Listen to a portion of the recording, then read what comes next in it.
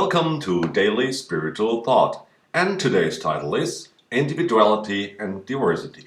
Today we're talking about individuality and diversity, the pure expression of the creative universe and the expression of life itself.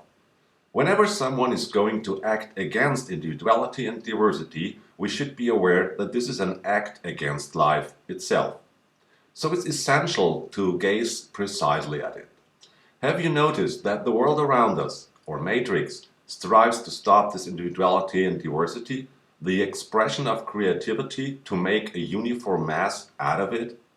We could even say that individuality is nipped in the bud. To give an example, the topic of gender. You can, by the way, also put the word trans in front of it. Let's call it delusion because it's an expression of a sick and anti-life spirit, perhaps the culmination of this sick development. Let's be clear here. It's not about telling someone how to live. No, the opposite is the case. Everyone has the right to be as it suits him, expressing his feelings as he perceives them and sharing them with others accordingly. But it's never his place to force other people to adopt his way of thinking and living. For that is the deprivation of free will, the greatest gift we have received from God. This is exactly the point. Everyone may be as he wants, as long as others are not hindered or harmed by it. But at the moment, it's clear as day that minorities are being used, sometimes without realizing it, to indoctrinate the majority of people in a certain direction. Now it's important to be careful, because the question is, who takes the right to do so? How often do we hear people say, "That's just how it's done"? No, it's not. Who takes the right to determine you, me, us, as divine beings, to determine how we have to react, to behave? It's time to realize that neither our partner, nor our boss, nor so-called government has the right to decide about us. Speaking of government, why is this being pushed so hard? Could it be that it's easier to have conformed people than to have everyone live out their own individuality? But who gave the power to the supposedly governing? We, the people, so that they serve us, employees paid by our taxes.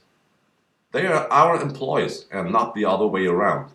And we also have the right to withdraw this supposed power from them if we recognize as a collective that it goes in the wrong direction when we stand together. To stop this attack on life.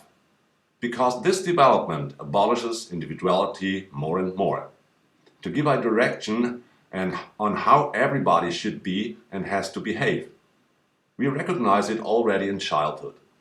If we look back today, a girl who wanted to become a housewife was still valued in the past. Today, we're socially given an image that a girl who grows up to be a woman is not successful and recognized until she has climbed the career ladder. That is, she is equal to a man. But who said that a woman is not equal? She always was, as an expression of the universal creation, the embodiment of female energy, just as there is male energy on the other side. We should always be mindful when it comes to giving up individuality and realize that this is exactly an attack on life. Individuality and diversity determine our being and make us as a society only as perfect as we are.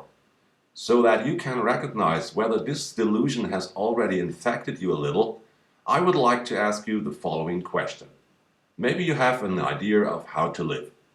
How you feel when you look at the Amish, for example, people who live without electricity, smartphones or cars. People who use horse-drawn carriages, like centuries before. Do you ever think, funny people? How can you live like that? Or when you meet a man who is a stay-at-home dad, and you say, it still feels odd. Or when you meet two people, one is a general manager, the other is a farmer. Can it be that you make a hierarchical classification? If you find yourself expecting who should behave, then you have already entered this path of unnatural life a little bit. How can we claim our individuality if we question it in someone else? or find them annoying. If you realize that you have already adapted to this disease a little bit, this arrogance that there is only one right way to live, then change it now. How can we condemn another way of living if we have not even lived it ourselves?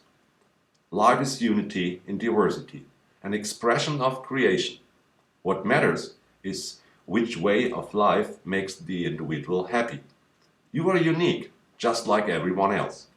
So let's protect each uniqueness together and enjoy our diversity as a community. For now, this is Andreas from Daily Spiritual Thought. Despite all the sickness we're going through, have a wonderful time. Thanks a lot for listening and God bless.